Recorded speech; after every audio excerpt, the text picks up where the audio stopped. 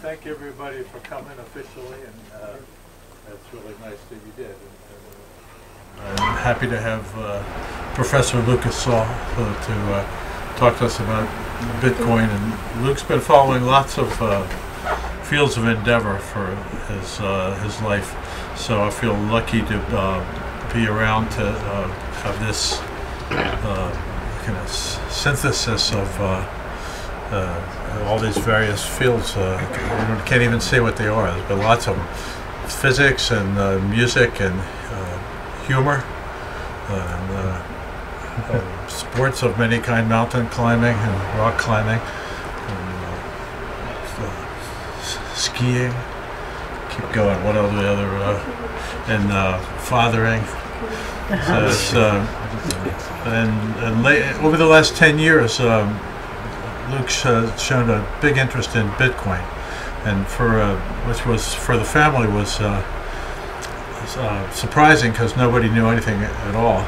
And Luke's personality, I think, is more quiet and laid back in a way. Maybe not such a compulsive talker. So, but when he picked up on Bitcoin, that changed a little bit. So I thought, well, that said something I should pay attention to. So I thought, so I have begun to pay a little bit more. Hey, heck, you've been paying a little bit more attention to it. So I hope that you can be sympathetic with my attitude and pay attention to what Luke has to say about Bitcoin. I thank you for wanting to do this, and it's really nice to you came to talk. And so, without further ado, Luke Saul, thank you. All right, thank you. Thanks, Dad. Yeah, great to. Thanks for coming. I'm going to start out with just see where everybody is with this. Does anybody have any Bitcoin in their pocket right now? Probably a little bit. Okay, a couple people. How about paper money? Anybody have some U.S. dollars in their pocket right now? Most people, not everybody, but most people. Does anybody know what famous speaker often started his talks with that exact question? Maybe Andreas Antonopoulos. Nice, very good. Famous Bitcoin educator. He's been giving talks, traveling the world, and. When I asked that question in China at some talks, a little different answer because not many people have paper currency because everybody's using their phones and WeChat Pay and Alipay. So mostly the foreigners have some cash in their pocket, and but also not so many people had Bitcoin in their pocket. So that part is similar. So. I have some other questions here. Let's see. Who was the father of information information age? Some guesses here. Also gave us the popular name for a unit of information. The bits. Very good. Yes. And who popularized that? Initials are the same as computer science. CS.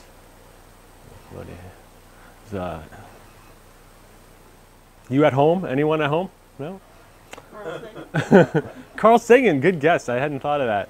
But it's Claude Shannon was who wrote the mathematical theory of communication. And this number here, how many bits does it take to represent this number? Anybody come up with that number? Is that 8? Close. 4. Some. It's 16 or 8. Well, it's 4 binary. It's 4 decimal digits. That would be one way to say it. But for the number in bits, it would take 10 bits. It's about 2 to the 10th. And moving on here, this is a line of code from the original Bitcoin project, still in most of the wallet software you have. This happens to be C++. This defines an integer called coin, and it gives some integer here, some number. I'm wondering if anybody might be able to come up with that one. Coin. What is coin in the Bitcoin language? What number?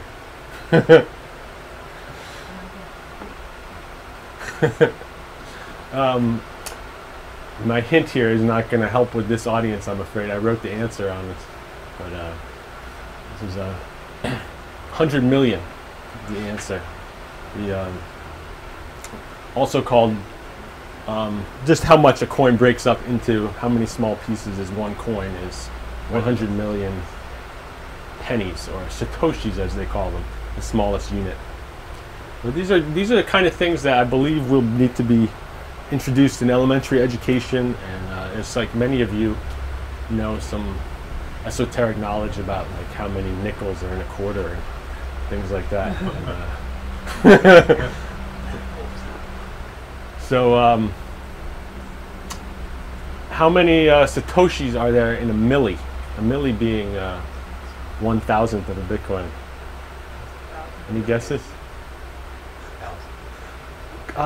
Close. Well, remember there's 100 million in one full coin. You can't do that now. Yeah. So you'd have to have been exposed to this. Sometimes if people do trading, I came up with 1 milli. It's about, the answer is about 100,000 exactly satoshis in 1,000th. A milli is a common unit, MBTC. You might see written on prices. 1,000th of a Bitcoin. And the Satoshi is the smallest unit, the 100 millionth. It's actually one thing, interesting thing about Chinese and Asian languages that they have, instead of these importance of groups of 3 zeros, we have 1,000, million, billion in English. There's 4 zeros. They have the yuan is 10,000, and then 8 zeros, which is E. So the fact that this number was chosen for Bitcoin might be some evidence that there was some Satoshi Nakamoto might have some Asian influence in him somewhere. There's not that much evidence about who the guy was, but there's, you're grasping at straws here.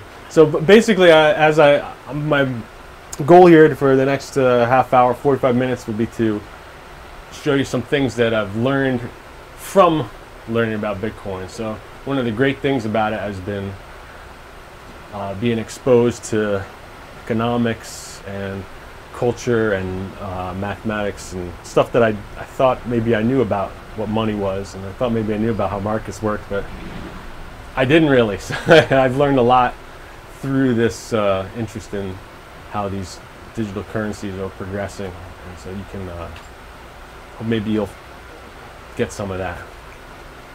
Let's see. All right, so maybe I'll hold off on the Chinese lesson too much, though. But we have here a symbol for gold. This is gold. You can see the left-hand side of the word for money is actually this radical that means gold. And gold is part of money, a lot of people's conception still. This is the renminbi, the yuan, the currency and mostly used in China. This means cash. This is the American dollar. This is the Bitcoin, B2B. This is a tether. And my question here for these things is I'm going to ask you which one is a public and which one is a private currency. And maybe, so how many people think that gold is private currency, privately issued? Anybody? Public? Is it publicly issued? Yeah.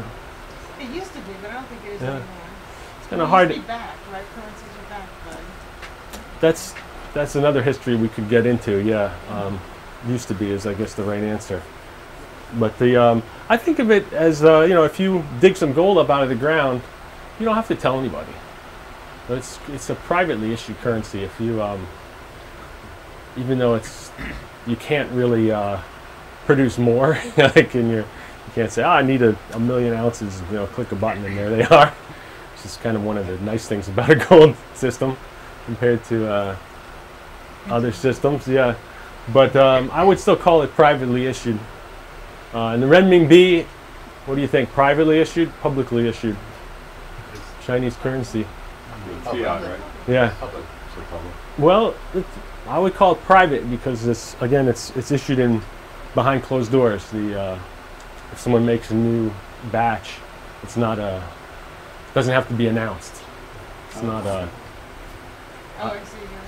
You have a different definition. Yeah. Maybe I'm using I'm talking about the issuance and the transactions. So the creation events and if I send some to you, this can be private. But in the case of what about these? Has anybody heard of the Ray Stones of the Yap Islands? I think so. Yeah, you guys are, these guys They're all are, into villages or something? these guys have been on the tour of the Bitcoin talks. But if it's a pretty cool example of if you want of a public currency, because they have these big rocks that are sometimes 8 feet high and have a hole in the middle. They're sort of ceremonial, and the thing is that they sit in the town center. And if you use it, if it's yours, everybody knows like that's yours. You're a wealthy guy. And if you want to buy it, you say, "Would you like my stone?" In exchange for your flock of geese or your daughter or whatever it was. And and if you make the deal, then the stone stays there. But now the town knows that it belongs to you now because it's been a public transaction, and so it's a. And the nice thing about that is that you don't you can see the money supply. Like no one's gonna pawn off a fake stone on you because like they're all there. And so this is a common example with Bitcoin. Is Bitcoin functions basically that in that way. It's public in that the coins are out there for everybody to see. It's transparent. It's transparent, yeah. So you can't make up some new ones and add them. Because they're all, here's the list. There's no, you'd see immediately that they are not on the list. It's also true of this USD tether, US dollar, which I don't know. Has anybody heard of this currency? One of the fun things about these guys again, yeah, about this whole field is that there's been a lot of new innovation in a field that has been previously stifled. So there's a guy not too long ago who made silver and gold coins, and he called them like Liberty dollars. I forget exactly what they were. You know what I'm talking I about? think that's exactly what they were Okay. called, $30. And he was put in jail for his efforts, and this is sort of seen as some sort of competition with the mint, the U.S. Treasury, and there's been a number of similar situations where this kind of innovation was not encouraged. But today there's these guys just like crazy. It's True USD and Tether USD, and then all these people are buy our digital currency. It's like the floodgates have been opened, mostly because Bitcoin was the construction is sort of unstoppable. All these open source projects are decentralized in a way that you can't. There's no one to put in jail. You could put a bunch of people in jail, but it wouldn't change anything. You'd still have the Bitcoin out there. So it's kind of open up the doors for people to do this stuff. Price. Okay, how many people think that the price of Bitcoin is less than it was 1 year ago? Everybody think it's more than it was 1 year ago? I don't see hands on either one, but I think that's smiles. It's about the same. About the same.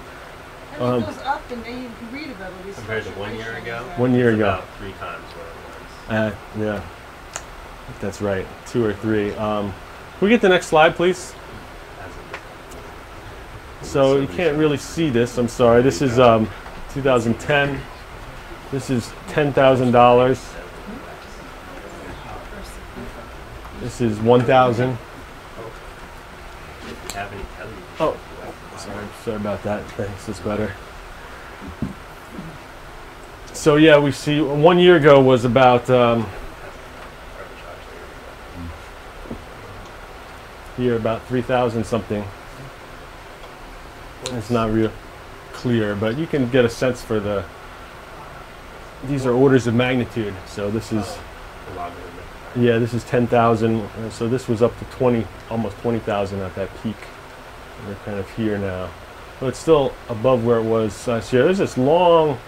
This was in November 2013. This peak, $1,000.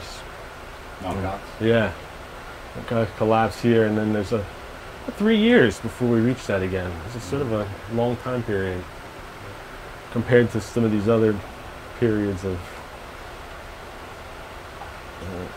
bear markets, if you will. Let's take the next slide. You can't read this. Let's try the next slide. All right, this might be more fun for you guys because I'm just going to go over some prehistory, understanding how where we are in the situation comes from knowing about the advances of communication, symbolic communication and computation. 1946, we have Alan Turing designing a programmable computer. 48, Claude Shannon's mathematical theory of communication, the bit in the Bitcoin. And 1965, Gordon Moore wrote this paper saying that the amount of transistors on a chip would double every 2 years, I believe. 18 months. Yeah, 18 months. He's the founder of Intel and another company as well. I always forget but another semiconductor business. The big advance that is important is about 1974. Vivesh Shamir and Adelman is RSA. You might have heard of these guys. Coming up with a system of a public and a private key to encrypt information, and this enabled a lot of interesting things. Being able to make a digital signature. So if you have a key, you can you can keep your information private and use it to demonstrate that you have that information without revealing the information. I'm not going to be able to do this justice real quick. If you haven't come across this, this is one of two basic technologies that is absolutely necessary to allow these coins to exist. This is how your coins are secured. You keep a key, and yet there's a public portion. So you have something that you can show to people. So you go into the restaurant, they have a little QR code showing their public key to all their customers. So you can see that, you can scan it, send them some money, and yet you can't take their money. that's important. So that's the public and private key pair system, asymmetric key encryption it's called. People got really excited after this too. They were like, oh man, this is going to change the world, and we're going to get digital currency, and this is going to change everything. And kind of didn't really happen, unfortunately. It took a long time. Timothy May wrote his Crypto Anarchy Manifesto. 1983, Richard Stallman, founder of the free software movement, another hero, building our infrastructure. 91, Linux, yeah, and also changed everything. It's the most popular operating system today. And 94, this book about applied cryptography came out, and this is sort of a official milestone of sorts, because there's been a lot of people used to, the whole science of cryptography was sort of a lot of cloak and dagger kind of states were working on getting the better stuff and keeping this stuff secret. And it certainly made a big difference in World War II, and people being able to intercept communications. And so there was a lot of we don't want to share this information kind of idea out there. And a lot of the browsers, in fact, if you had Netscape browser in the early 90s, it actually came with a little thing. You're not allowed to share this with anybody in a foreign country.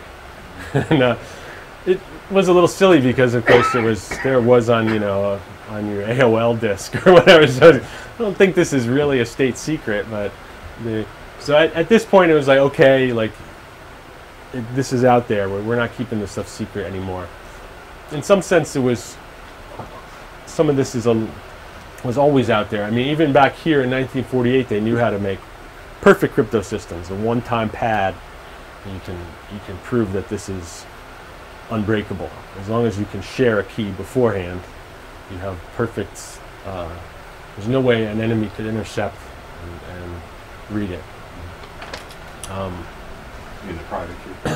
Yeah, if you share a private key beforehand and the key length is the same length as the message and you never reuse it, and the key is random, and there's no way any cryptanalysis could do anything, because every letter is encrypted with another random number, so it's hopeless to try and crack that. And so yeah, mostly today people use open crypto systems, which means that you're not trying to hide the system. System's open, you hide the key. So you make that way you have a robust system that's not going to have like bugs in it, and also you know where the strengths are. And you can use long keys. There's no holding back with that system. Dispersed target. Perhaps. Okay, yeah. Well, there's always ways around these things. No. I mean, you'd have to hack every wallet to try to hack, as opposed to hacking one bank and getting your money. Okay. Yeah. Excuse me. A couple other things that led up to Bitcoin. This hash cache idea from Adam Back, '97. He thought he would use this as a way to prevent spam, to get people to use computing power and to demonstrate that they were not spammers. And it kind of didn't really work, but this was very close to the way that Satoshi designed Bitcoin to getting people to build on hash power from the. And this guy Wei Dai wrote this paper called B-Money, which kind of outlined how Bitcoin works, really, except without the hash part. It's just like having a public ledger. And then there's some nice science fiction books, in case you haven't read them. All right, next slide. One more. This is number of transistors. Oh, okay, this is Milton Friedman. Is there a volume on there? Let me try. Excuse me. Is a reliable e-cache, a method whereby on the internet. Try again the forward slide. Oh.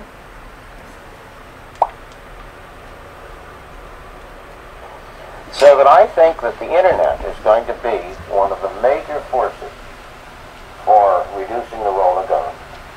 The one thing that's missing, but that will soon be developed, is a reliable e-cache, a method whereby on the internet you can transfer funds from A to B without A knowing B or B knowing A. The way in which I can take a $20 bill and hand it over to you, and there's no record of where it came from. And you may get that without knowing who I am. That kind of thing will develop on the internet, and that will make it even easier for people to use the internet. Of course, it has its negative side. It means that the gangsters, the people who are engaged in illegal transactions, will also have an easier way to carry on their business. All right, that was 1999. Here's the next slide. I'm going to try to go pretty quick here because there's I have a bunch of slides that have from some different talks. So if anybody asks me a question anytime, that's great, because I want to focus on what you're. This is basic monetary theory. Has anybody? You guys have seen these kind of terms. Anybody seen this before? Aristotle came with 4 important qualities of money. Durable, it shouldn't fall apart in your pocket. or even over some years. Portable, well, you should be able to carry it easily, right? It's just, it's, you know, cow is not a good money system because it's just too hard to carry to the store. Divisible, also trouble with the cow, right? Half a cow. And Aristotle said that it should have a use, like an inherent value or use, be able to have some use, which is something that we don't see much in today's money, but 3 for 4 is pretty good. And maybe he was right. Maybe we should have stuck to usable things. Bitcoin certainly doesn't really have a use case, apart from trading for things. Dollar doesn't either have a use other than trading for things. But gold, that people often argue about gold has in jewelry and used in electronics, does have some potential use, but it seems that, you know, if you're trying to build an exchange commodity, maybe it doesn't have to have a use. Maybe it's better that it doesn't. Well, we assign gold, you know, a value. It's purely that because the computers and the connections it's used for is recent.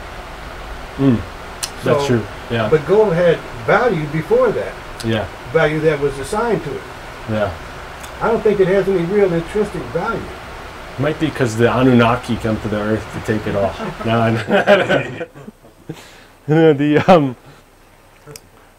It's an interesting question of whether it was started to have the use value. People liked it for the jewelry, and then it became money, or not sure exactly. But anyway, none of these digital currencies have a. Well, some of them maybe utility tokens supposed to have a use. Well, maybe we'll get there. Some other important qualities: scarcity. You want this stuff to be scarce enough to. I mean, the whole point of a monetary system is to deal with scarcity. If you have, if we were all rich, if we didn't have scarcity, everything was, you know, like for example, ocean water isn't scarce, and you notice that you don't find it being traded for money very often because if you need some, you take it, and so it's only when you have scarcity that you have a need for this monetary system to help distribute goods and services. So that's interesting to realize that we only need money when there's poverty, when there's scarcity. So these are durable, portable, divisible, verifiable. You might call this assayable. You want to be able to tell if it's real. And this is another problem with gold. It's not that easy, really. I mean, it can be done, but if you're just in the shop, you don't want to be like, let's bring this to the back room and we'll weigh it and check out there's some tungsten in there. But this is something that with these digital coins, it's just like, you know, it's right away because here's my list of all of them and here's your coin. Quickly verified that it's real. Something like fiat currency is odd. There's not really a way to verify a dollar. The only way to verify is to make sure the bank will take it. Yep. It's not like a way to prove that's a real dollar. The only way is to pawn it off on someone. It's a belief system. Yeah. Storable is sort of similar to durable, I guess. Fungible means that each one is the same as any other. So you want it to be. I want your dollar, but not yours. Like that's not really a quality you want in an exchange commodity. And actually, oddly enough, Bitcoin's not really great on the fungible scale. There is a history, unlike what Milton Friedman was saying 10 years before Bitcoin. It's actually, there's a history to Bitcoins. You can tell that they're different. Your coin was mined at this time and changed hands here and there. So even though they're still worth the same and they're effectively fungible, I'm just not going to care. But in fact, there is a difference. So Bitcoins, I mean, you say mined. I mean, was there a set number of Bitcoins? Or, because a friend of mine said that he had this huge network and he was generating Bitcoin. So, I mean, like... That's a great question. I do have some slides I can address how the money supply has grown and how that happens. Another way to describe money is four components rather than all this stuff. This stuff talks about the currency itself, but by itself, like this might all apply to like strontium, but yet it's not. Who cares? No one's accepting that as money. You might not have a way to hold strontium.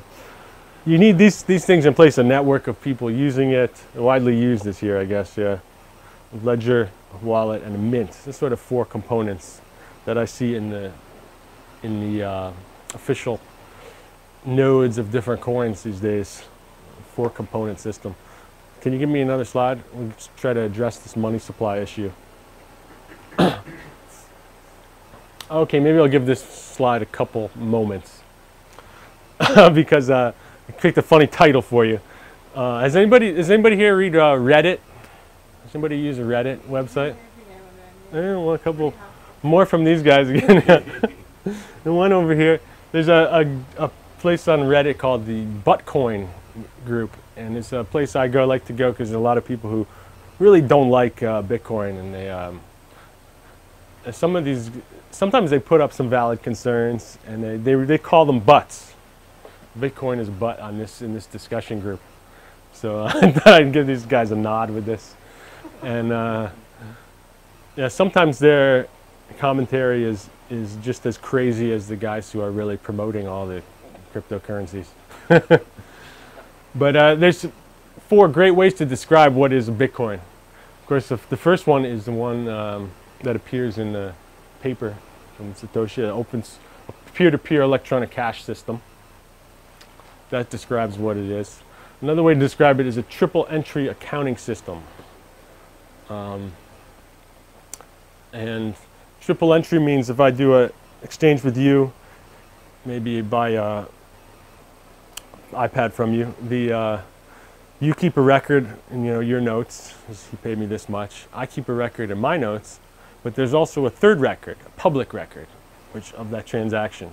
So it helps the accounting to have this this resource. You can say, let's look it up. Yeah, I forget maybe my record's not good. Did I pay him? I can check.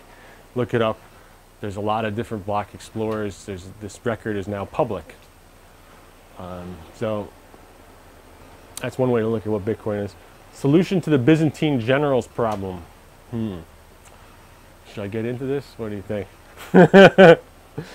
I guess it is kind of important because it's the idea of making a consensus that everybody agrees is a problem. It was referred to as the Byzantine generals problem. The idea being you want to attack this city, and your armies are surrounding the city, and you know that if you can get all your armies to come in at once, like the city will fall. It'll be yours. But if you have a miscommunication, you say we're going on Tuesday morning, and you're going by yourself, like you'll just be overwhelmed by the defenses. So you have to organize a plan. The trouble is that you don't have perfect communication. You have to send a messenger. Did the messenger even make it? You don't know. And maybe a messenger comes to you. Maybe he's from the enemy. So it's a difficult problem. And a lot of people thought that this is also called the distributed consensus problem. And a lot of people thought that it was impossible. And indeed, certain to do it perfectly is impossible. There's some guys like Greg Maxwell who wrote a paper about how this was impossible. And but actually, Satoshi came out and said, well, we kind of have solved this problem. There is a way to do it, provided you have at least a certain level of trust in the communication. You can come to a consensus with what's called the Satoshi consensus. Where you basically all the generals, they run these their mining computers, and if someone gets lucky and finds a number that has a hash function with a very very low output, says, look, I found this lucky number, and I say we're going to attack at 10 o'clock, and then everybody can check. They say, wow, that is a lucky number. Okay, we believe you. And if someone else gets even another lower number, they can build on that consensus and keep a record together. So this is partly what miners do, is to build a consensus. So if I do a transaction with him, I announce it, and then the miner has to select it and say, this is now part of the consensus. We are all going to agree here. I have a lucky number. That means I'm a miner. I can, which means I get a reward as well, at least in the standard Bitcoin and in many of the other coins. I'll get back to that a little more, sorry. Another way to look at it is a Swiss bank account in your pocket. This was something that Obama said. And maybe you've heard about Swiss bank accounts. They don't really exist in Switzerland anymore, I'm afraid. But you just have a key password, and you put as much money you want in there, and if you have the password, they'll give it to you.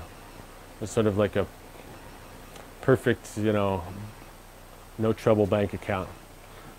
And that's basically how Bitcoin functions. Anybody can have an account, as many as you want, and you can have 1 million Bitcoin addresses like that. Put as much money as you want in any of them, and then you have access to take it out. Doesn't take up much space. Very portable. This one's kind of fun too. I took this last one from Max Kaiser. Anybody watch the Kaiser report? Anybody? A couple almost hands. Not even these guys watch the Kaiser report. So it's political reform. Some people talk about political element because it's sort of changes the how much power the money issuers have. Disguised as a get-rich-quick scheme.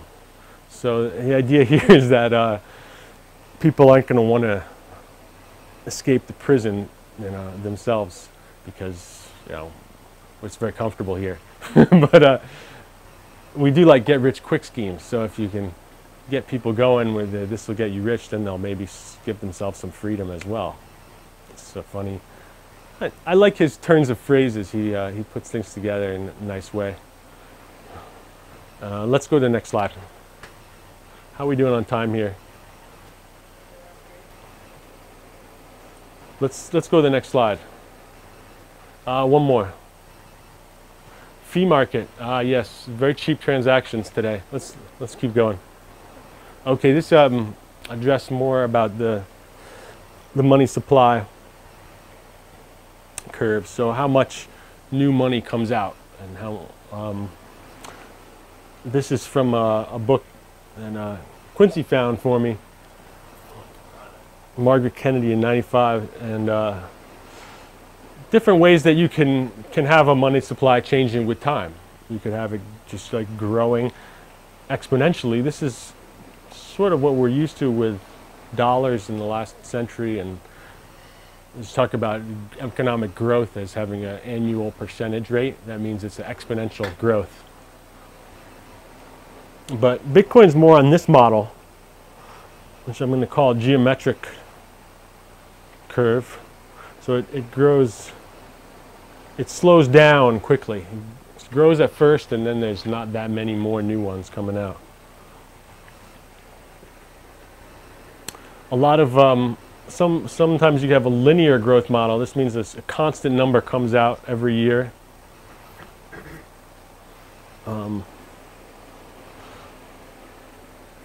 Delta function, there's some physics terminology for you.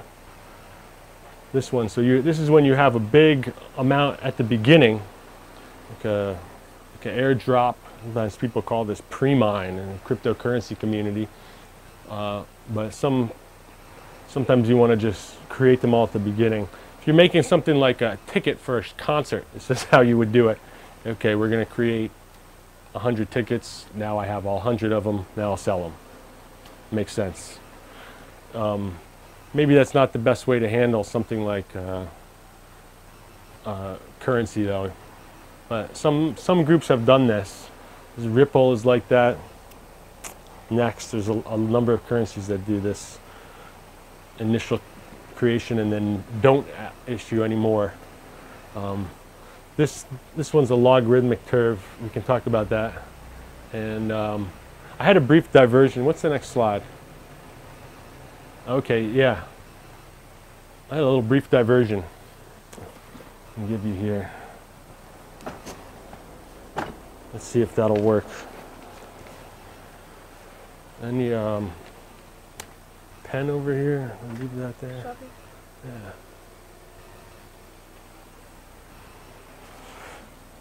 And anybody familiar with geometric series? I got your attention here. I'm going to give you a little math lesson. So let's consider, so we can write this. Consider this function 1 over 1 minus x. You'll see where this is going soon. Bring it back to Bitcoin. So I'm going to do a long division here. This is kind of similar. Maybe you've seen this before. 1 divided by 3 gives you this repeating fraction. Can anybody see this? I need to write this bigger. Anybody? You can see it? So if you put this in a long division like this. So I wrote this 1 here is 1 plus 0x plus 0x squared. And 1 minus x here. We'll do a little long division. So goes in here 1 time. 1 times 1 minus x is 1 minus x. So we subtract here and we get 0 plus x, right? Because 0 minus minus x is plus x. So plus 0x squared, dot, dot, dot. So now 1 minus x goes into this thing x times, so plus x. So we keep going. X times 1 minus x is going to be x minus x squared, right? We can subtract here 0 plus x squared. So you can see this will give us a plus x squared here. And this is going to keep going. Plus x cubed, dot, dot, dot. And this might be a little surprise because you have this nice simple expression here, 1 over 1 minus x. And here we have this infinite series of growing powers of x. Right over here.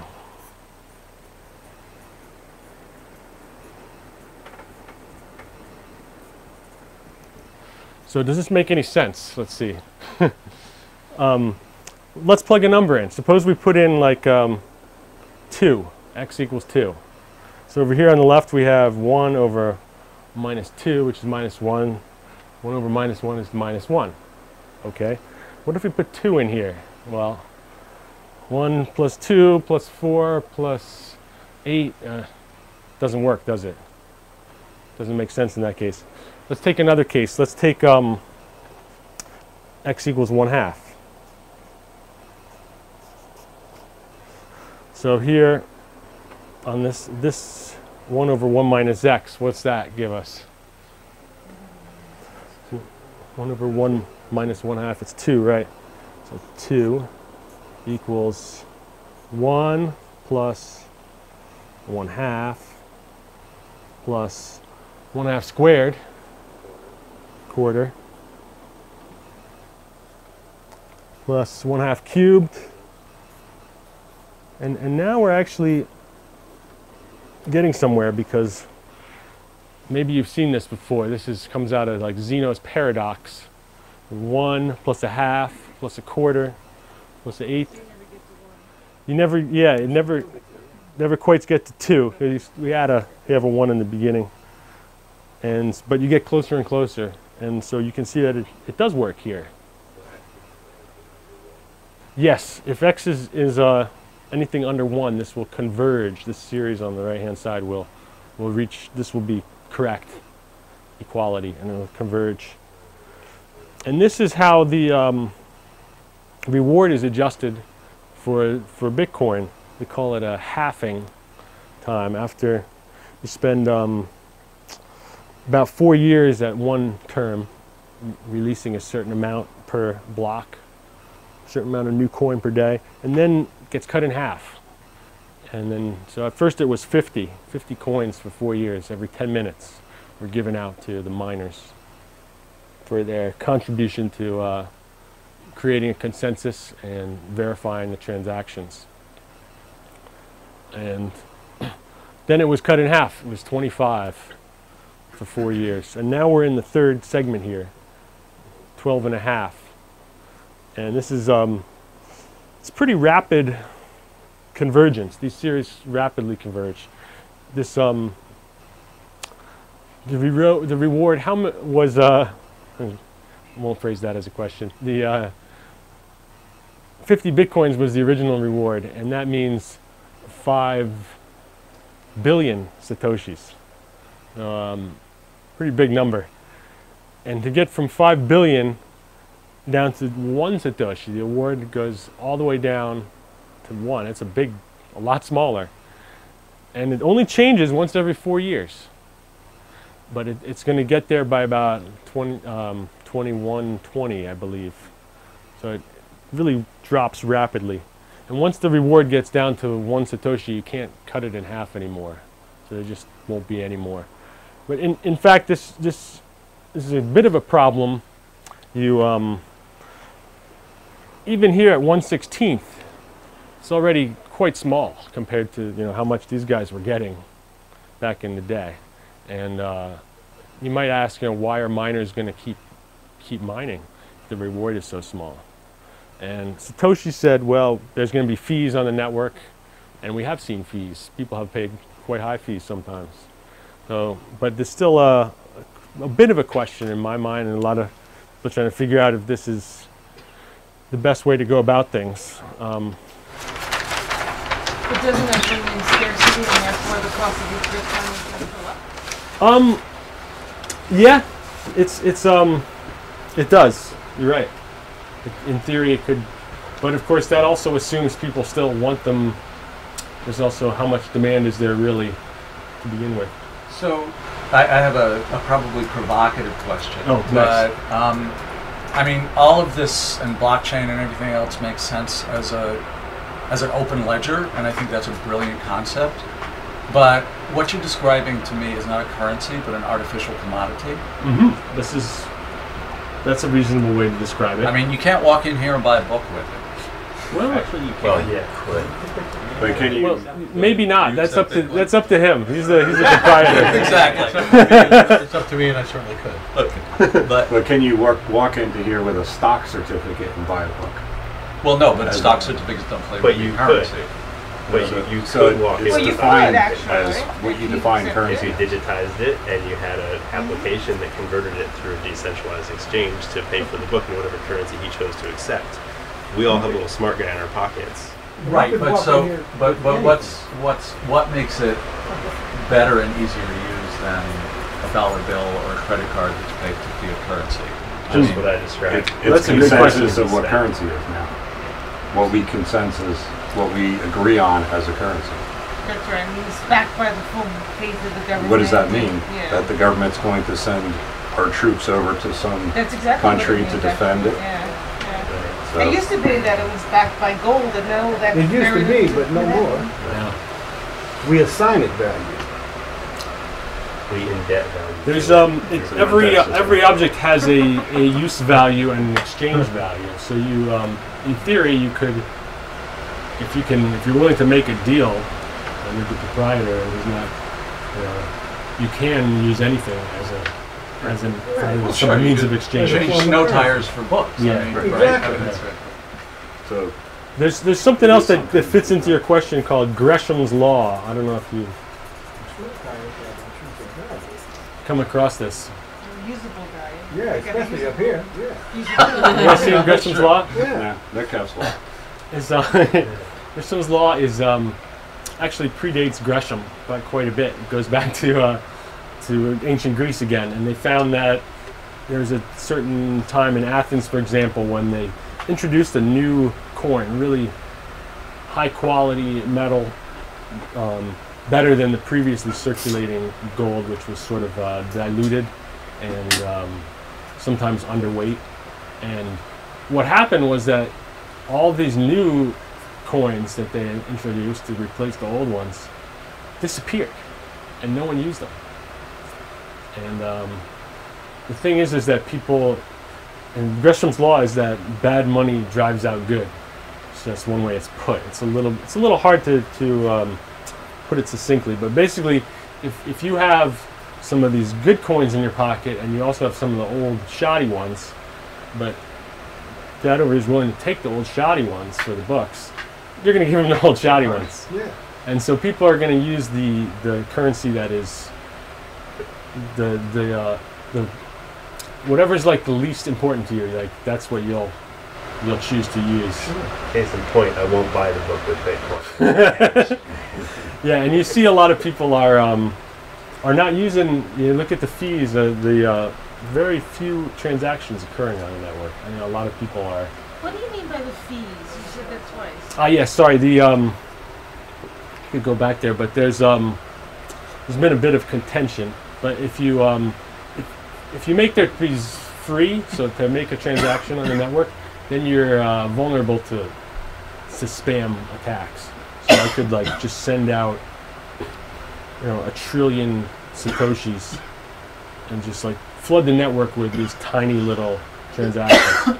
So the network has to get your transaction to be accepted and put in this public database, it has to have some fee on it.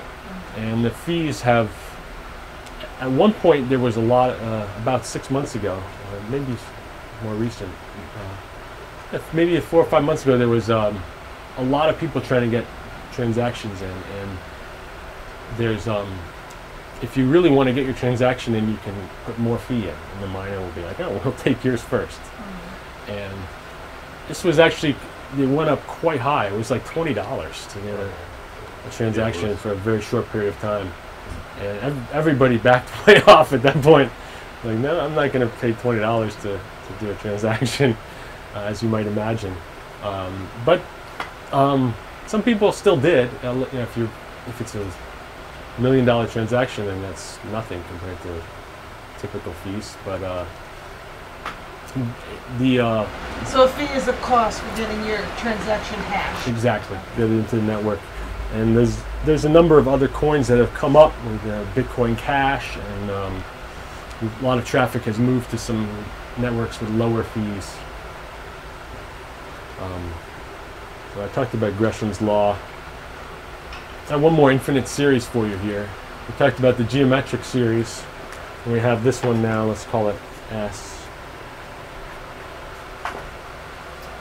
Does anybody know what this adds up to?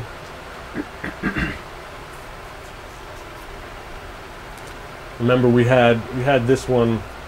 The golden rule, 1.51 something. I'm guessing.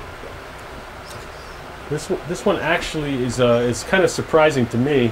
Looks like it's another series. Each term's getting smaller, right? So like this thing, each term's getting smaller. But the thing is, they're not getting smaller at a constant ratio. These are getting smaller at a constant ratio. These are getting smaller at a constant ratio, 1/2 every time. These are getting smaller, but the ratio is getting smaller as well. So the amount that it's getting smaller also gets smaller. So it actually doesn't converge. This thing goes to infinity. Believe it or not, it's kind of hard to imagine, but if you put 10 to the 40th terms together, you get about 100. And this is what I put in when I was working on Woodcoin. We use this kind of a distribution, so every block is a little bit less according to this curve. So this is much longer lasting because you won't reach 1 Satoshi until 200 million years have gone by. It's very slow. Has some other attractive properties. But let's see what else I have for pretty pictures while you're still here, if you're still paying attention. Yeah, here's the logarithmic curve. Let's keep going. Hash rate on the Woodcoin network. Let's keep going. We can't read this anymore. Oh, I can have some quotes about privately issued currencies here. Maybe you've heard these. Henry Ford said, "It's well enough that people of the nation do not understand our banking and monetary system. For if they did, I believe there would be a revolution before tomorrow morning." This was like 1920s, I think. So is that? That raised the question for me. I know you talked in the beginning about the government and cryptocurrency, and that they really can't lock it down. It's kind of open source, so it's happening. What about financial institutions, banks that that run our current currency? Yes. How do they? What's their position? Yeah, that's a great question. Everybody wants to know. One thing that a lot of people early on talked about how this would be could be a financial reset. We're getting the money into some new hands, but you got to keep in mind that who's getting the bitcoins? It's the wealthy people, and so it's if you're you own a bank, you can get your hands on some bitcoins, right? And so it's not. This isn't like necessarily a conflict. I didn't quite address your question there, but it's not that you would be against this system necessarily if you're in a. Would it undermine your traditional financial system? In some sense, I think, yeah. A lot of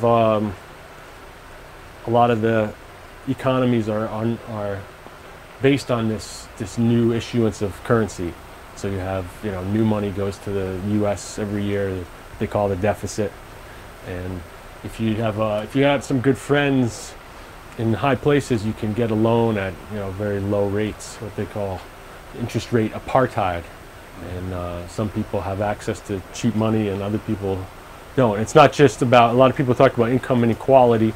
It's not just about who has money and who doesn't. It's about who has access to creating new money or getting cheap loans, and so that's it certainly can change things, but things are constantly in flux already, and I don't. There's still room for financial institutions. I mean, a lot of people say, don't need banks anymore, but suddenly we have all these companies, Binance and Zappo and Coinbase. So we just have new banks. It's kind of The Onion said it well. They had a headline was like, Bitcoin proves it's becoming like real money as it's all owned by a very small fraction of people. So Centralized. Yeah. But we're seeing how this evolves. So you guys might know better than I do. Just because I've been following it doesn't mean I know the current what's going to happen. So sometimes knowing what happened in the past can get in the way. So what was Henry Ford's beef with the banking? Was it just he didn't like the way the government controlled the... I think he liked the banking system. Maybe. That people can create currency from nothing. Something you might also, a good resource here is Marco Polo. There's a very short chapter in his travels that he introduced this idea of paper money that he saw in the kingdom of a king called Khan. And a lot of people in Europe hadn't heard of this and read it. It's like, wow, it's kind of powerful system. And this king just controls this whole area. He's like, anybody brings gold or anything valuable, he's like, no, you give that to me. I'll issue you some of these paper notes. And he writes it very succinctly, and it's describes very well the way things work a lot today. Let's try. I got a few quotes here for you. It had been stated that the power to make a small piece of paper not worth 1 cent by inscribing a few names to be worth $1,000 was a power too high to be entrusted to the hands of mortal man. And I think about this a lot, similar to the founding fathers of this nation, who had the foresight to say, maybe we should try to limit the power of government. It's kind of a, say what you will about these guys in other venues, but there's some, you give them some credit there. It's sort of a neat way to look at it. And in some ways, that's what Bitcoin does. It's like, let's limit the power of currency issuance. You know, so that, I like that part of it. Let's try another slide. By this means, government may secretly and unobserved confiscate the wealth of the people, and not one man in a million will detect the theft. Well, maybe Keynes might be underestimating us. Maybe we can do better than one man in a million. But it can be hard to detect, you know, especially when there's technological increases coming and things are like easier than ever. If somebody issues a ton of currency themselves, like, we don't see it in inflation. We see, it can be hard to even notice that, you know, $3 trillion disappears from the Pentagon, and yet beer's still a couple dollars. So it didn't really affect me. Be hard to notice. Let's try another one. Federal Reserve, U.S. Congressman. Let's move on to the next one. This is a very, very famous one. Give me control of the nation's money, and I care not who makes the laws. And so yeah, you can see how that works. If the judge is on your payroll, it's a little, things are looking in your favor. Let's try, and you know, yeah. Let's see. I'm gonna skip some of this stuff unless somebody has a question about any of this. But isn't hacking people what to constantly protect their bitcoins from being hacked? So it's not that secure, is it? Yeah. Well, this is a very good point. I mean, if I had put all my bitcoins in my phone and head off to Las Vegas, like, they're not very secure because I'm gonna go gamble them away, or if I'm you know, giving them all to some Ponzi scheme, or if I'm leaving them on my Windows computer that's also downloading torrents, then someone could perhaps steal them. So you have to come up with some security policy. The one nice thing about using these digital currencies is there's a lot of options. There's paper wallets, there's hardware wallets, there are custodial accounts. I'm not a huge fan of those. Let's keep going because I have a slide that addresses this before we go. Keep going. This is a famous cartoon. Maybe I'll pause briefly, let you read this one, because it refers to your question of security a little bit. You get this fantastic crypto system that can't be cracked. Let's build a multi-million-dollar cluster to crack it. No good. 4,090-bit, 6-bit RSA. This is those guys, Ravier, Shamir, and Edelman. Blast! Our evil plan is foiled. This is our crypto nerd's imagination. And of course, in real life, his laptop's encrypted. Drug him and hit him with this $5 wrench until he tells us the password. Something to keep in mind. All right, let's try the next one. Okay, so this addresses your concern. Maybe this would be a good way to stop too. In case anyone's taking notes, you at home taking notes might want to keep in mind you don't want to lose your money. Okay, so make a note of that. So I'm going to show you some ways that you can lose your money, and then maybe you won't do them. That'd be good. Although I probably will continue to lose money in these ways myself. So another one of some famous verbs being created. Get goxed. You don't want to get goxed. And being goxed is when you've been a victim to counterparty risk. Is anybody familiar with that term? A little bit. This is a term that I wasn't so familiar with till I came across Bitcoin, but it's something that I'd been exposed to in my whole life. But I just didn't know how to call it that. And the idea being that if someone else is holding your money for you, that's a counterparty, and there's a risk that they might go out of business or go under. typically it's not an issue. You know, if the bank is a counterparty risk. You know, you're not expecting them to go under. It's probably very safe. But a lot of institutions have gone under, in particular Mt. Gox. And so you want to be a little careful with taking on counterparty risk. Online wallets, there's a big one back in the day called mybitcoin.com, and people use this site to hold their Bitcoins. And these guys, some amazing sum, it was like hundreds of thousands of Bitcoins were lost when the website went down, and you know, your coins are gone. Sorry. They weren't yours, really. We had them. Sometimes this is called an exit scam. Some service, they'll say, "Oh, we got hacked," and then they. Doesn't the blockchain carry all those transactions? Well, it does, yeah. And you can see the money move, but the thing is that you didn't have the keys. You know, you gave someone else has the keys, so you don't have any. There's nothing, no recourse. I mean, you could possibly find a legal recourse to sue these guys if you can find them. Right. But other than that, yeah. Another way you can quickly lose money is to get jiao-tonged. And, this is to be out on leverage more than you should be. So you're maybe you have some ideas about the market. A lot of people get into this coins, and they have to use an exchange. Then so they say, well, maybe I should play on this exchange. And look, I made some money. Maybe I'm really good at this. And then they play more, and then they gamble more, and then suddenly it goes the wrong way, and they lose everything. And there's some very vicious players in this market. They'll really lure you in and offer you 100 times leverage, and if you're not good at saying like no, then you have to know when to fold. BitConnect, yeah.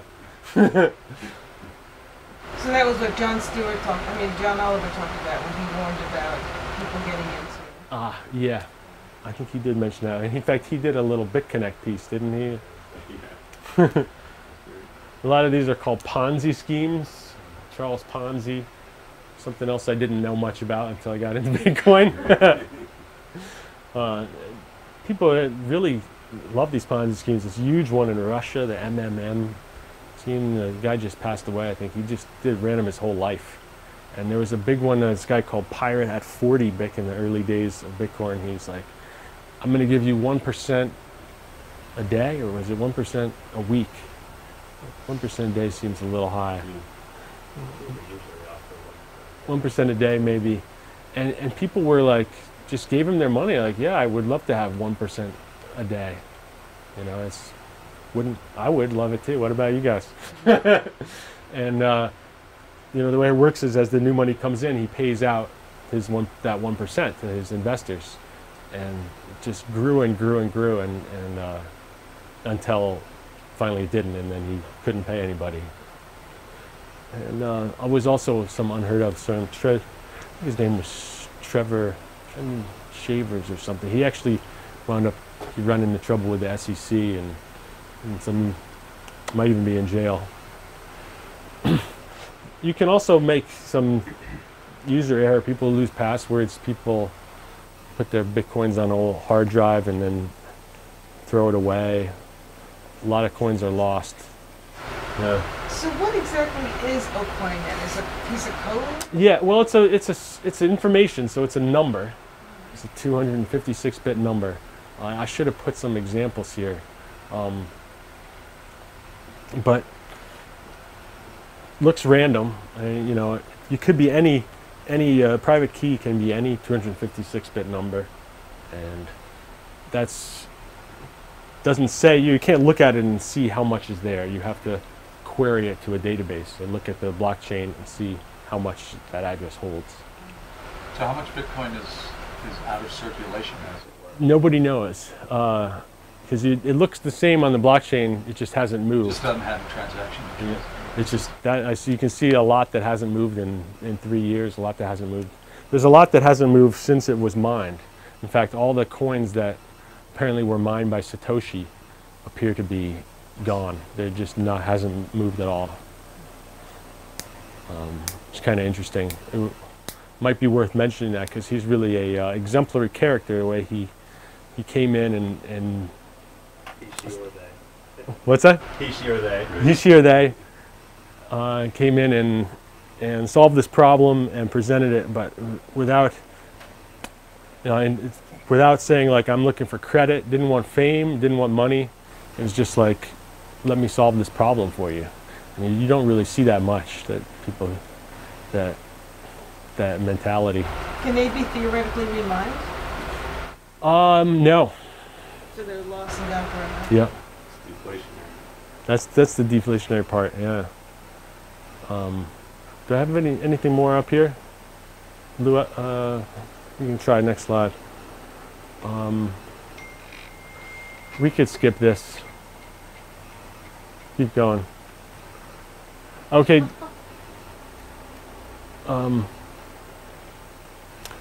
These things are all true to some extent, but it's a good way to, they're often misquoted. People say some sort of wrong things about these, so I thought I'd put them up here. Like we just saw how Bitcoin was deflationary because people lose some. But in fact, it's also inflationary because there's new ones coming out all the time. So you have to be a little careful.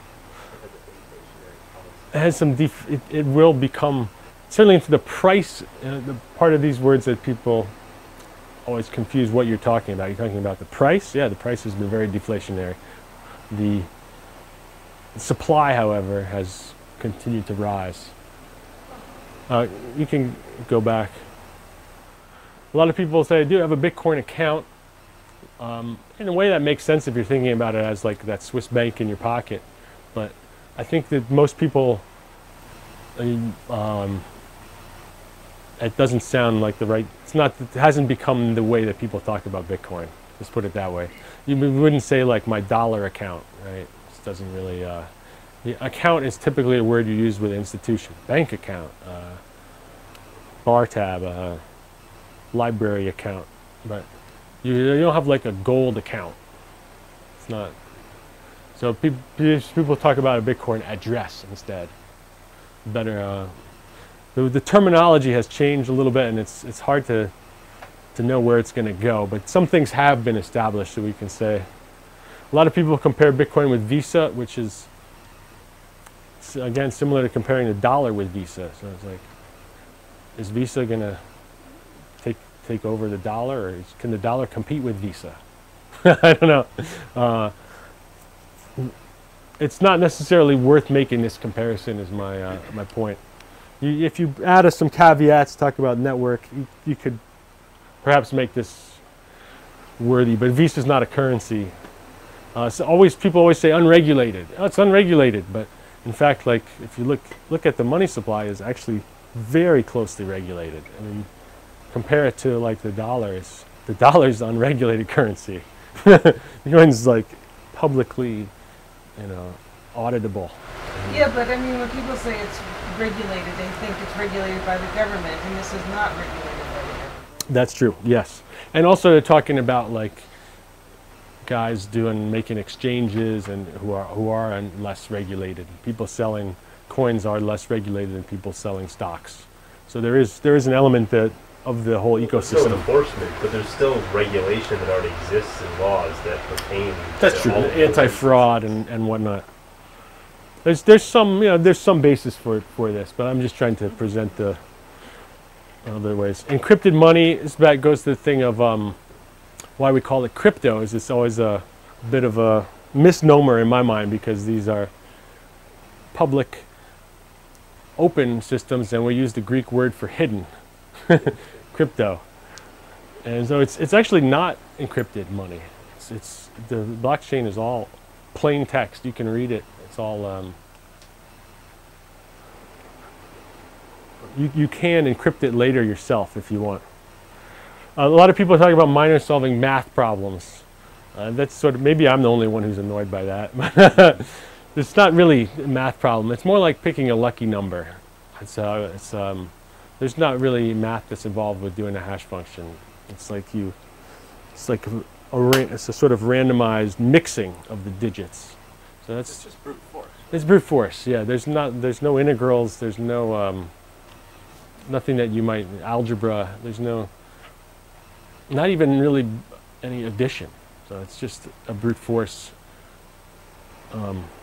repetition of a mixing up of digits. A lot of people say it can't be confiscated, which is a dangerous thing to say. You can make it hard. You know, it can be harder to find, especially if you use many of these techniques. You can put it in a. It's a number, so you can hide it in an image. You can hold it in your mind. You know, there's a lot of things you can do, but don't say can't be confiscated, because look what happened to what was his name, the Silk Road guy, the Silk Road pirate guy. Oh, right. Isn't it Assange? No. That's the leaked guy. Anyway, the police came in. Dread Pirate Roberts, yeah. They came in and took his laptop and auctioned off his big pile of bitcoins in a public auction. Okay, maybe that's all I have. Let's see what we got here.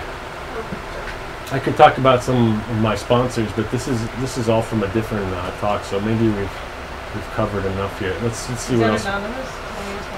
Yeah, this is no, he's not my sponsor. This is I put that up there to show solidarity with the people who've written code that I've used. So there's a lot of anonymous contributions to these projects.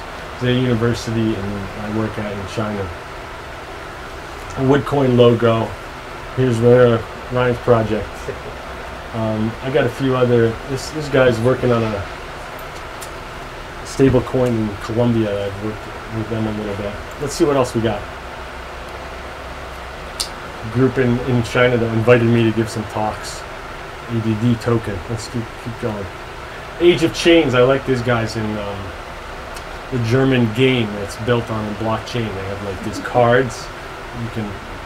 But they're scarce. Kind of like Magic the Gathering, but the scarcity is managed by, go ahead. He made these nice pictures for his cards. So, and he blends in some different currencies in his game. Let's see what else we got. Keep going. We'll keep going. All right. Let's stop there. I'm going to ask some questions. Alright. What's Woodcoin? We're gonna get some Woodcoin.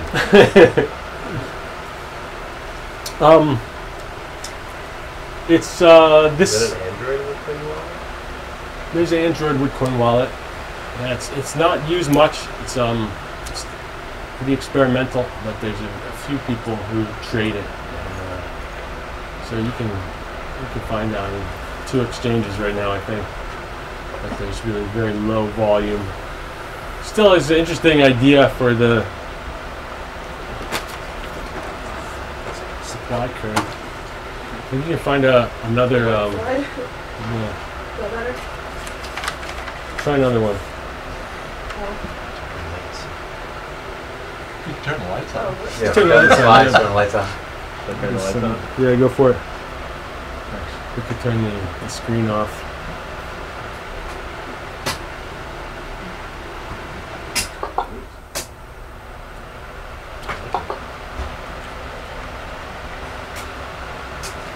Yeah, Woodcoin's been a fun project for me. Learn more about how this stuff worked. Worked on it in 2014. And not a lot recently, but a little bit. And this is the main difference, where you have this, you produce the rewards along with this series, so that the curve is logarithmic. And the money supply just grows like this. We use that word log.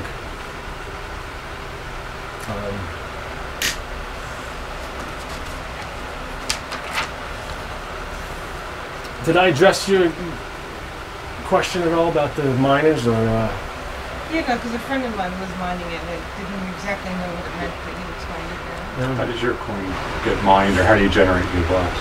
So the it uses this hash function called skein, S-K-E-I-N. It's it was one of the candidates for the SHA-3 function, but it was written by Bruce Schneider, whose name came up earlier. It's based on this two-fish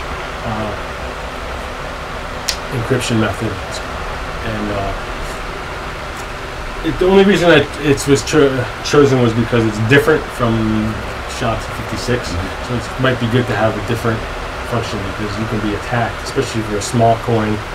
You have these big mining farms where they have a ton of power doing SHA-256. If they put that suddenly on your coin, it can be difficult to go way up, and it can cause some network disruption. Yep. So just pick this other one that doesn't get that much use. So it's mine now? It's mine. It's still. Yep. There's 8 million coins outstanding. There'll never be more than 28 million.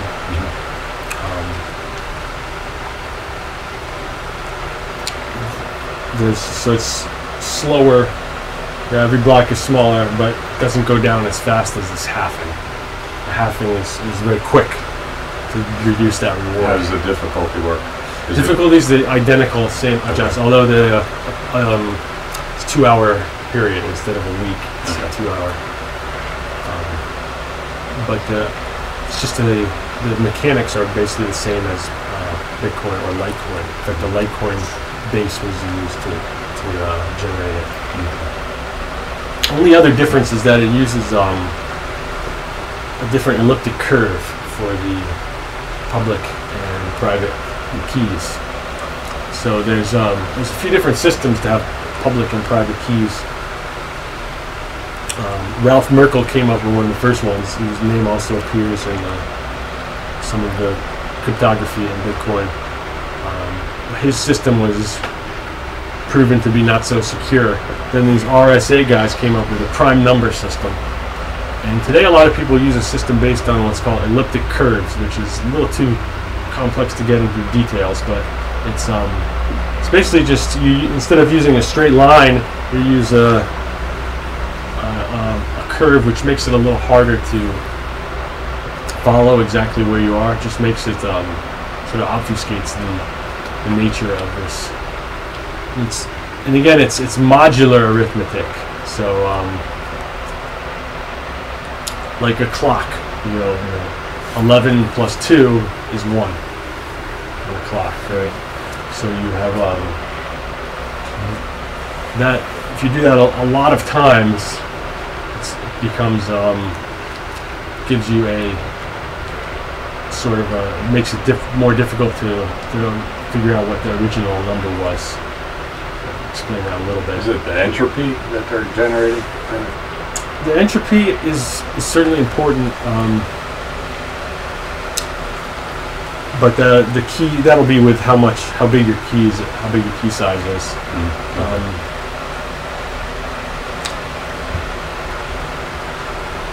So Woodcoin uses a more commonly used curve than this. I think what Bitcoin uses called SECP 256K1. K is for this guy called Koblitz. He was a pioneer in this field of elliptic curve cryptography. And if you look at the curves, they're basically like they're generated by something times x cubed plus something times x squared, and plus some constant B and C. And these numbers are giant numbers, 256 bits. And then but with Koblitz number, this particular curve that was chosen for Bitcoin, and then a lot of people asked Satoshi, like, why did you choose this coin? And he said it was lying around.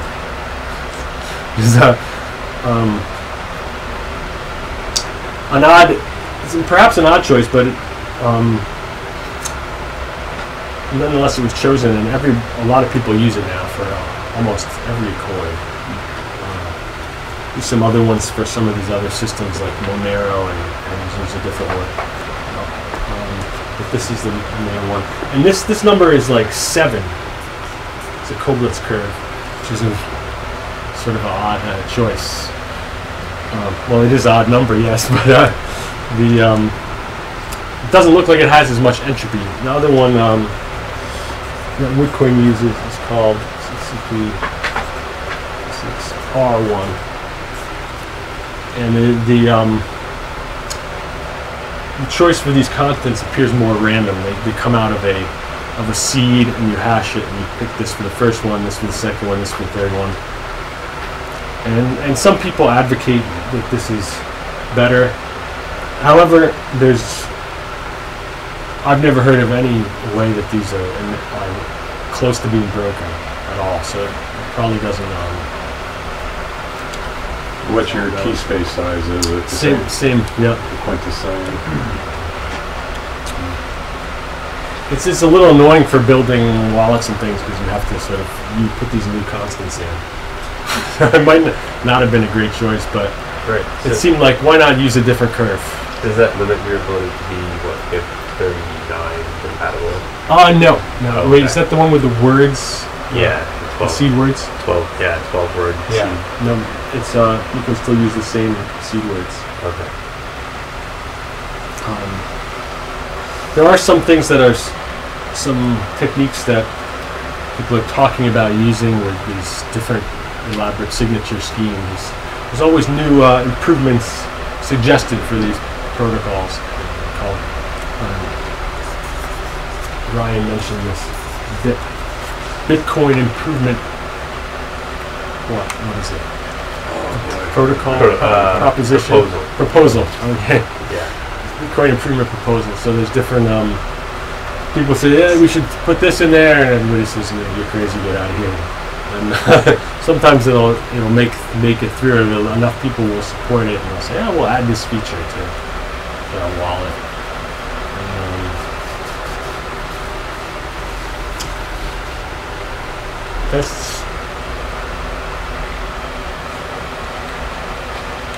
That's any other questions? I was curious about your feelings about using Bitcoin or cryptocurrency in general for nation states, and whether it would be whether we want to help nation states anyway, or whether it would be or the current state of it, or Venezuela's attempt. Do you know too much about? Yeah, I think there's a lot of talk about it, and I think that a lot of people are thinking about how to do it, and want to stay somewhat current. On the other hand, you also have this thing with Gresham's law, where you want to use. People are still willing to take WeChat dollars, then you can still use them. But it's good to be thinking ahead. You want to be ready. So I think that they're talking about building FedCoin, and absolutely. I think all the nations are having these discussions, and they have been for some years now, and people should be too, because when sometimes things can change rapidly, and it's good to be ready for any kind of troubles. And, why not? They should issue some something different. Give us a FedCoin. I'll help you build it if you're out there. Venezuela did an interesting thing. I don't know if you guys are aware. He mentioned that they built a coin on. It took me a long time to figure out what they did. They used this NEM platform, and it was going to be on Ethereum, and then they didn't issue their own root currency. They issued it as a token on an existing platform, and Petro. Apparently they raised a lot of money, but who knows? I've never really seen a blockchain explorer or what's for this. For I don't know. NEM or Petro?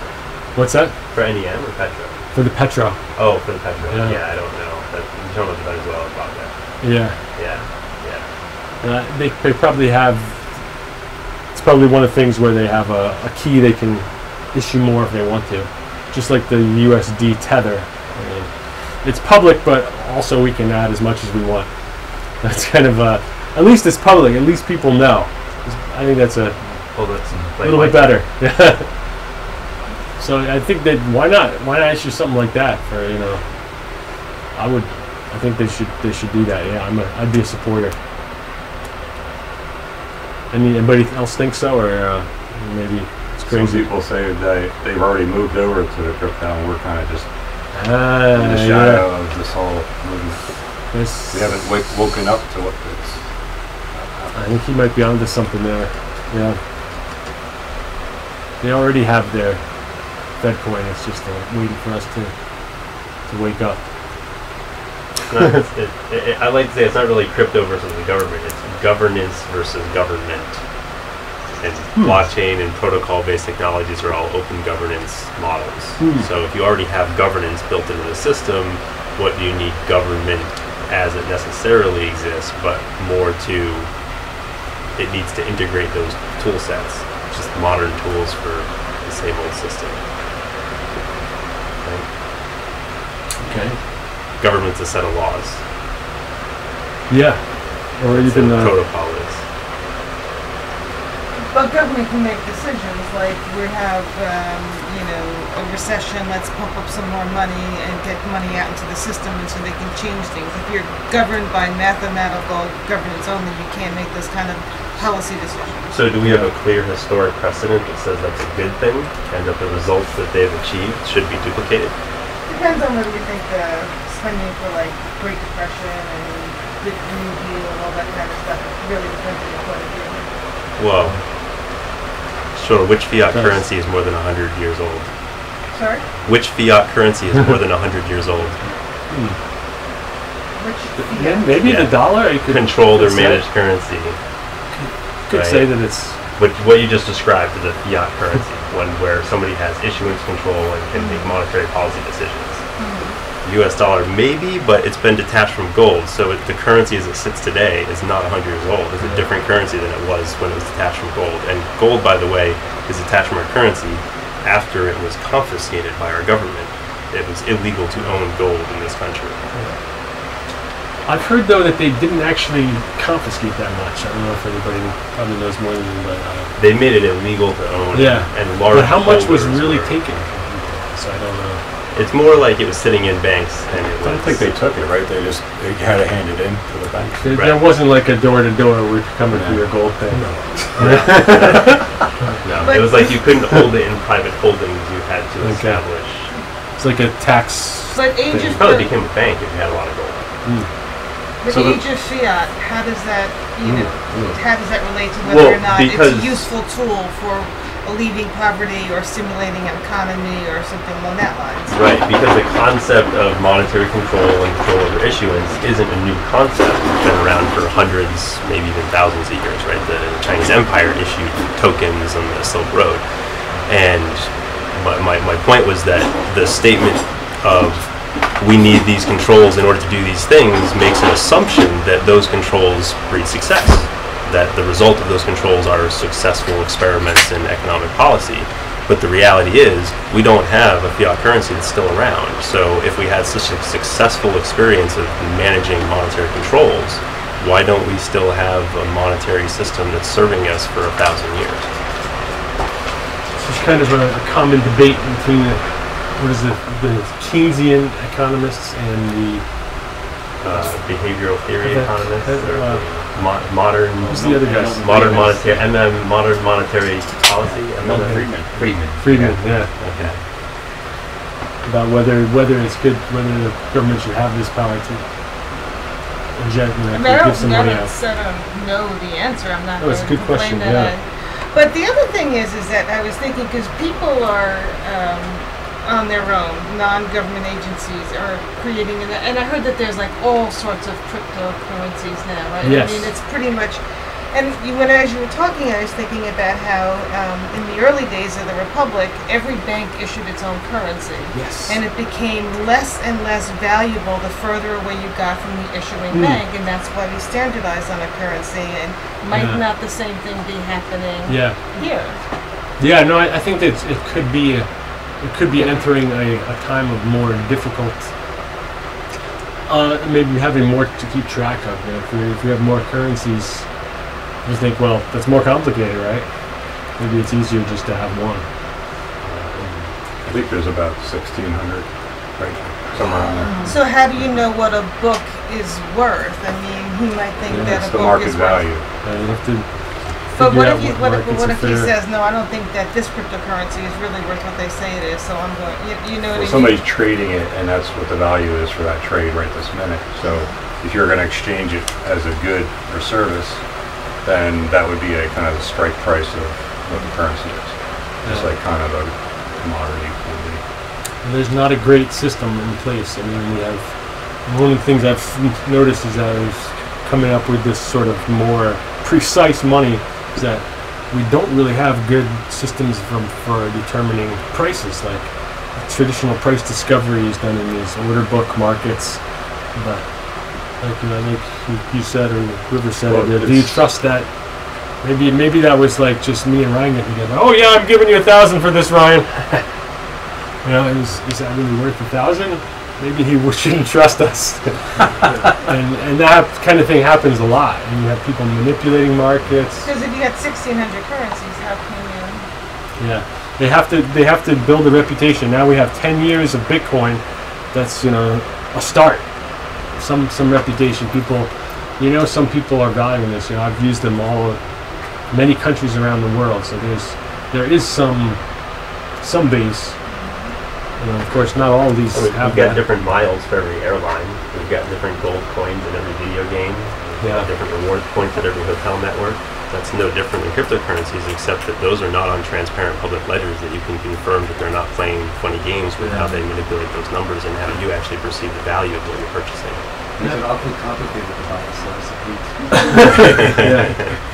But once you have a deal with that place and what they want, you have that currency in hand. It's very easy. You swipe your phone, press send. How much Very good easy to trades use. are actually? I mean, is Bitcoin actually really in use in some kind of? Yeah. There's several thousand transactions in each block, 10-minute block. So You're buying Chinese food with it. Are you? The Chinese restaurant exchange it from. not in China though. Yeah, probably not. But so that's your Gershwin coin if you're buying Chinese food instead of. Well, I was holding Bitcoin, which was kind of weird because I bought $100 worth of Bitcoin and never used the $100 because the value kept on going up. I would spend it, but it maintained like $100 in my wallet. Yeah. So I spent like $100 of it and still had $100 in Bitcoin in my wallet. But A lot of people have had this experience. so it's like a money tree in a sense, And then I would go buy $40 worth of Chinese food because an online app that allowed me to take the Bitcoin to buy food, and that was an intermediate service that did that. So there's like the little cottage industries popping up, that are trying to service this crypto market. There's like 20 plus merchants in Keene, New Hampshire that accept New Hampshire's a good cryptocurrencies. place, A lot of them huh? are using AnyPay, which is a New Hampshire company, for okay. coin payments. Nice. And right now, one of the networks, Dash, is paying $5 worth of Dash on every merchant transaction for both sides of the transaction. So spender and merchant get $5 worth of Dash for a $2 purchase or a $20 purchase. Until whatever that contract that's set up or however that It could be big. operates. I know I heard some story. That's how Alipay got started. And, there's some deals with offering people like $20 if we can get a merchant to accept our currency. So Chinese food, you want a hot dog, you want a beverage so- in the store, you want to type for advertising in the So you get newspaper, money just for or using that? For using it? yeah, Like a rewards. yeah, they have a reward program set up for however long the Is it a program lasts. blockchain reward program? So Yeah, Dash is a blockchain platform. It's a token, digital cash, Dash.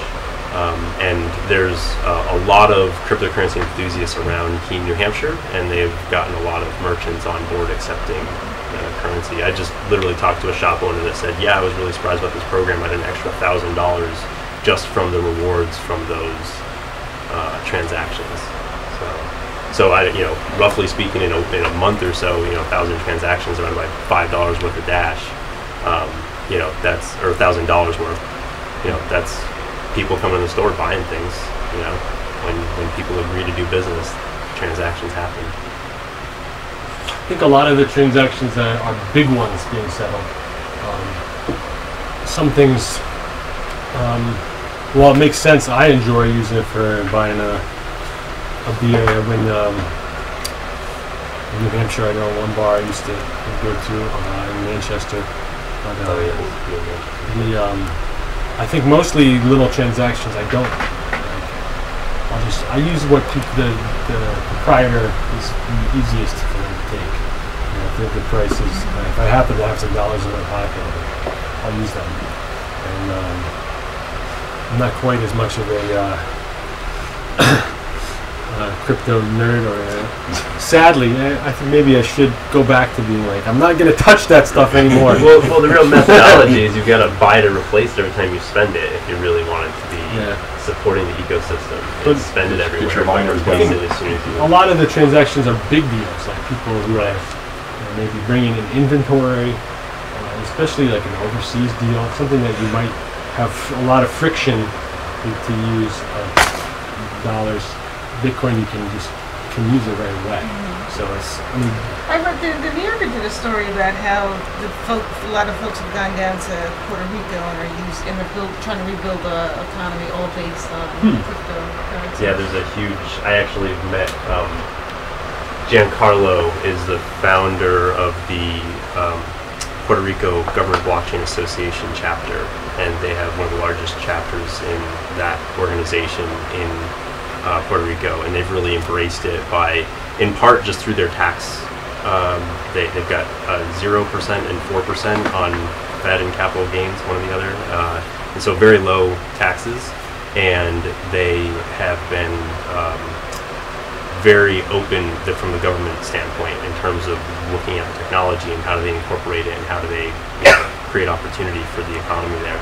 And also looking at sharing peer-to-peer energy trade with the solar installations that they're doing, creating ways to make sure that that system stays open and works the best it can. Reminds me of two questions I always expect to hear. One is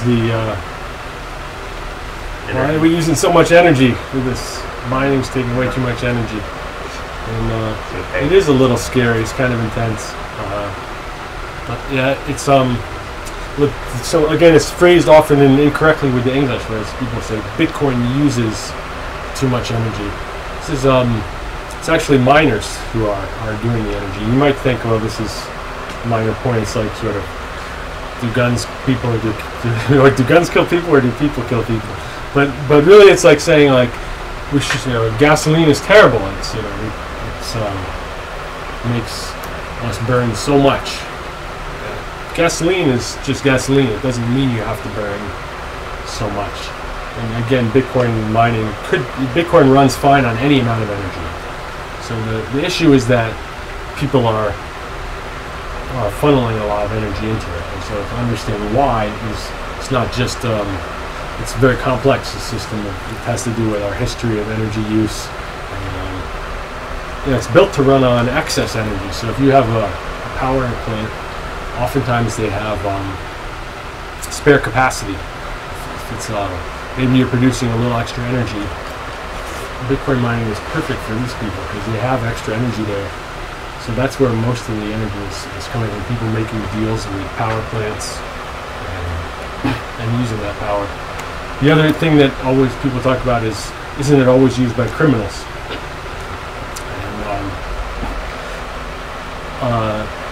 And cash is used by criminals.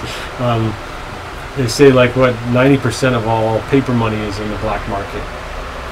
And I was an economist. 90% of bills have cocaine in them. Yeah, bills have cocaine in them. But it is worth pointing out that if you plan to do a kidnapping operation and you're not using Bitcoin, you're insane. Don't try this at home. Yeah. Typically, people who do kidnappings are in fact insane. So they don't know what they're doing. But if it's just the fact that you can teleport money from here to there. You can't do chargebacks with. You can't do chargeback, and also you don't need to carry a suitcase full of cash. You can just sit at home and have your location remain unknown and receive money. It's a possibility in Bitcoin. So you can see how certain criminal operations would benefit from that. Yeah, that Bitcoin was the ransomware. Ransomware, exactly. Yeah, which is sad. I mean, but we have to prevent ransomware. But that's system design. Right? You don't have all your pictures on one little computer to get hacked. Back up your files, and then when the ransomware comes up, you can just wipe your system. Or your, health records in the UK. It gets worse. Yeah, there's a lot of vulnerabilities, sadly, built up, and that's another issue. I don't know. Maybe we should stop here. Any other questions? I just wanted to stay on the criminal point. We got to say like let those who are without sin spend the first coin or something, because the vast majority of criminal violent behavior in the world today is not much competition. So there seems to be an obvious point, maybe. What do you mean competition with who? With what? Well, it's if people accuse it, so criminals use Bitcoin. I mean, it's pretty obvious. Like you said, 9% of the cash is criminals use dollars. And it's mainstream information that the big banks and the bailout use drug money. That's true. So it's JP Morgan Chase head Diamond was the one that said, Bitcoin's a fraud and all this stuff in September, and then right as it was hitting the bottom, there was a UK subsidiary, JP Morgan and Chase, purchasing $73 million worth of Bitcoin within 72 hours of those statements from the head of the bank. Playing the market. Oh yeah. No, they're moving it. Yeah. Moving the market. Moving it. Yeah. Oh yeah. I mean, there's no end to the criminality of banks. So, doubt about that. So we should get them on public ledgers. We can try to hold them accountable. Yeah, I think so. It's a great opportunity. And we can track every one of our tax dollars and where it's going. Public ledgers, yeah. Well, thank you. Nice. Thanks for coming, guys. Appreciate it. Thank you. Good.